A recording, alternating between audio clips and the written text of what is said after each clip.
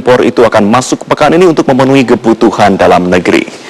Menteri Perdagangan Enggartia Stolokita mengungkap 5.000 ton garam impor asal Australia akan datang secara bertahap pada pekan ini dan akan segera didistribusikan.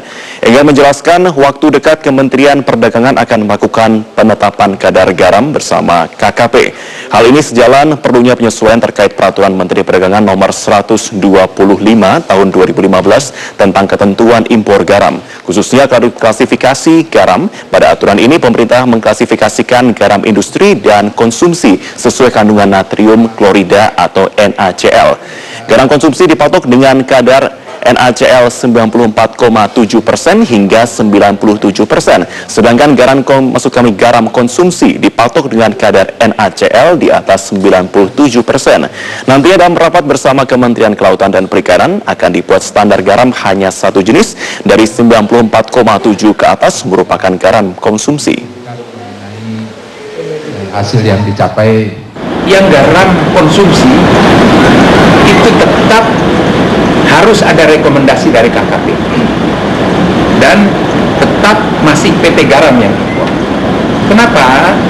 Karena Menteri Teknis tentu lebih tahu dan lebih paham ada keseimbangan dari produksi dalam negeri dan kemudian kalau terjadi kekurangan maka diperlukanlah izin impor. Makanya saya bilang, dan ini dampingi Bareskrim dan KKP, clear. Jadi ini proses sedang berjalan impor. Dalam minggu ini insya Allah diharapkan sudah mulai.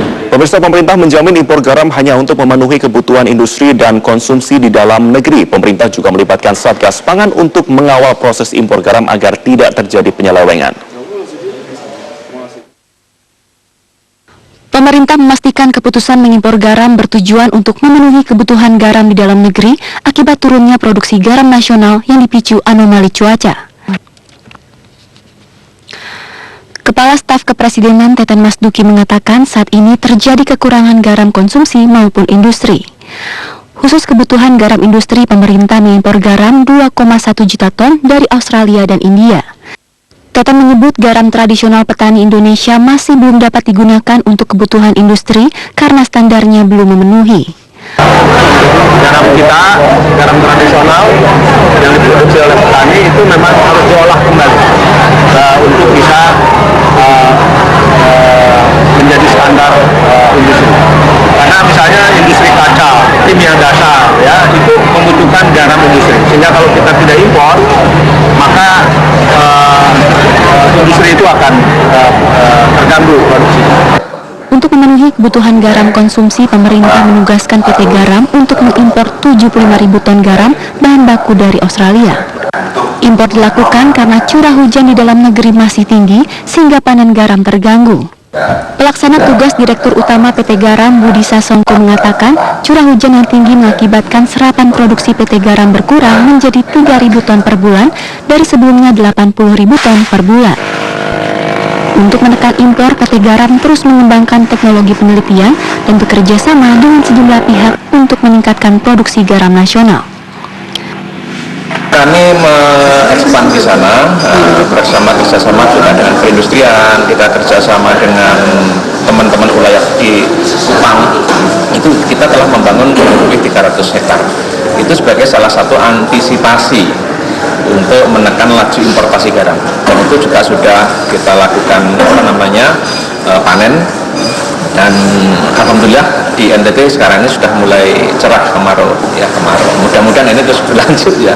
Sehingga di sana paling enggak tahun ini kalau kita punya 300 hektar dengan estimasi kita bisa 100 ton per hektar, paling enggak kita bisa memenuhi 30.000 ton. Lumayan.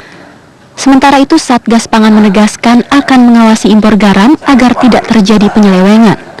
Satgas Pangan juga akan mengawal distribusi garam impor hingga ke tingkat pengguna. Dan diberi peran untuk pengawasan dalam importasi garam ini, dan kita sedang membangun sistem yang paling efektif untuk memastikan nantinya tidak ada garam yang merembes.